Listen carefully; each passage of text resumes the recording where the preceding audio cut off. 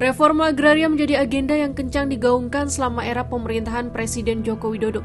Agenda ini masuk dalam nawacita kelima dan dituangkan dalam Rencana Pembangunan Jangka Menengah Nasional atau RPJMN 2015 hingga 2019 dan 2020 hingga 2024. Dalam RPJMN, redistribusi tanah ditargetkan setidaknya menjangkau 4,5 juta hektar dari 9 juta hektar yang berasal dari skema hak guna usaha atau HGU bermasalah dan proses pelepasan kawasan hutan.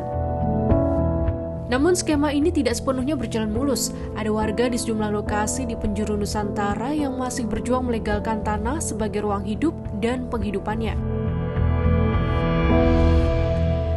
Di balik banjirnya kunjungan 300.488 turis selama 2023 ke Taman Nasional Komodo di Nusa Tenggara Timur, terselip permasalahan hak lahan yang mungkin tak diketahui banyak orang. Ironisnya persoalan itu turut berdampak pada akses pendidikan anak-anak setempat. Pada Jumat 5 Januari 2024, warga gotong royong membangun sekolah darurat bagi siswa SMKN Restorasi Pulau Komodo, sekolah tingkat menengah atas pertama di sana. Merujuk data pokok pendidikan Kementerian Pendidikan, Kebudayaan, Riset, dan Teknologi atau Kemenristek, SMKN Restorasi Pulau Komodo sudah berdiri dan beroperasi sejak 23 Maret 2022. Namun bangunan fisiknya belum ada hingga kini.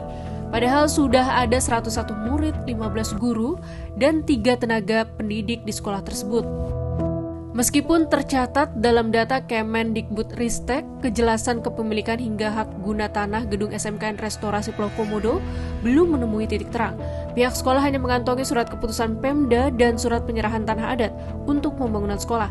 Hal yang sama juga berlaku untuk seluruh rumah penduduk, sekolah, dan bangunan di Pulau Komodo.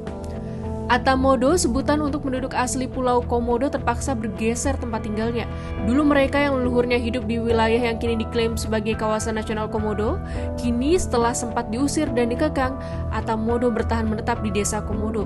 Bahkan pada 2019, Gubernur Nusa Tenggara Timur, Victor Bungtilu Laiskodat pernah menyebut Atakomodo sebagai penduduk liar.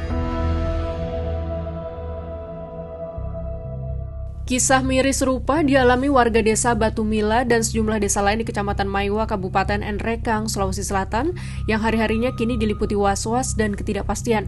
Penyebabnya adalah konflik agraria antara warga dan PTPN 14 yang sudah berlangsung lama. Puncaknya pada 2022 lalu saat pihak PTPN 14 mengerahkan buldoser yang membuat tanaman milik warga rata dengan tanah. Konflik ini terjadi karena pihak PTPN 14 menuding warga menyerobot lahan. Padahal faktanya lahan itu adalah ex-HGU karena sejak 2003 lalu HGU PTPN di Maiwa sudah berakhir. Pada awalnya lahan seluas 5.230 hektar tersebut masuk dalam kawasan HGU di Kabupaten Nrekang, Pinrang, dan Sidrap. Terbesar di Nrekang meliputi Kecamatan Maiwa dan Cendana.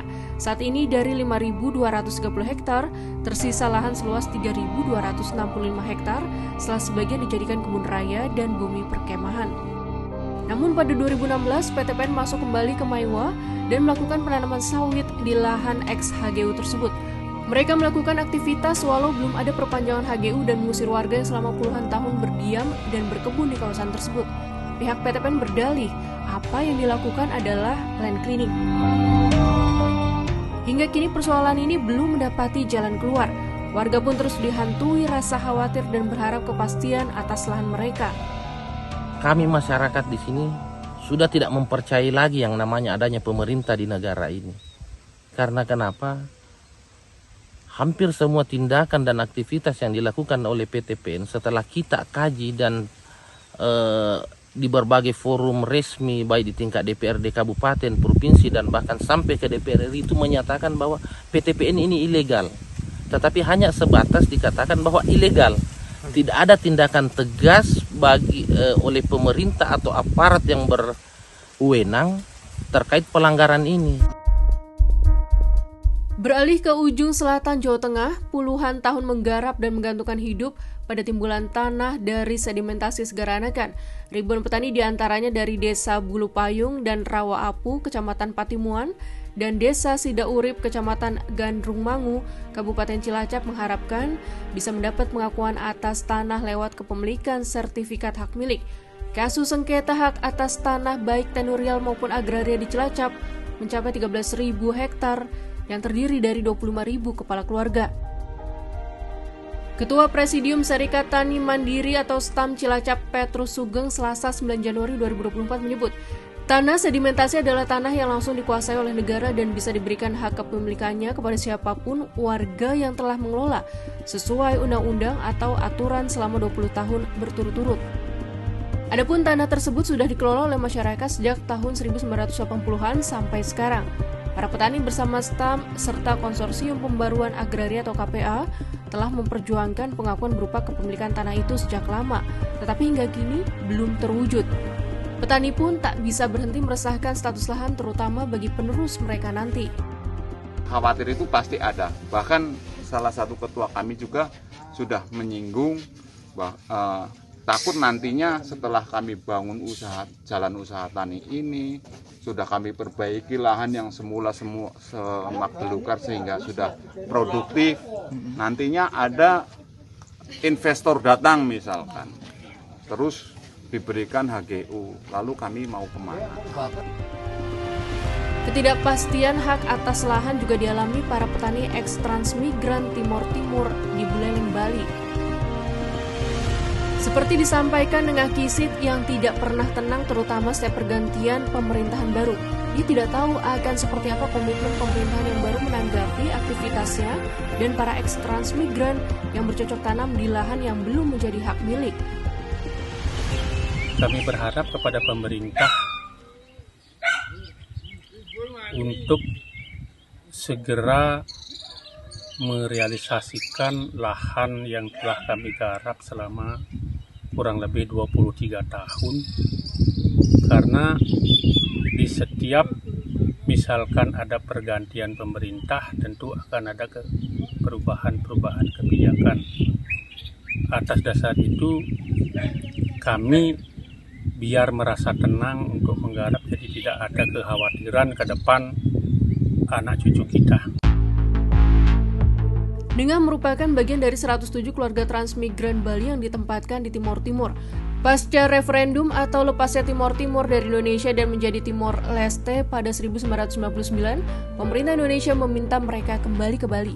Pada September 2000, mereka dipindahkan ke kawasan hutan produksi terbatas atau HPT yang saat ini dikelola Kementerian Lingkungan Hidup dan Kehutanan, yaitu di Kampung Bukit Sari, Sendang Klampok, Kecamatan Gerokgak, Buleleng, Bali.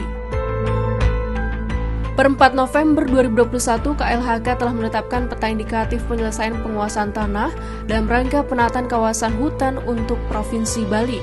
Dalam peta indikatif itu, kawasan eks-transmigran Timor Timur ditetapkan seluas 157,5 hektar atau terdiri 54 hektar untuk kawasan permukiman, fasilitas sosial dan umum, sedangkan 104 hektar untuk lahan garapan pertanian.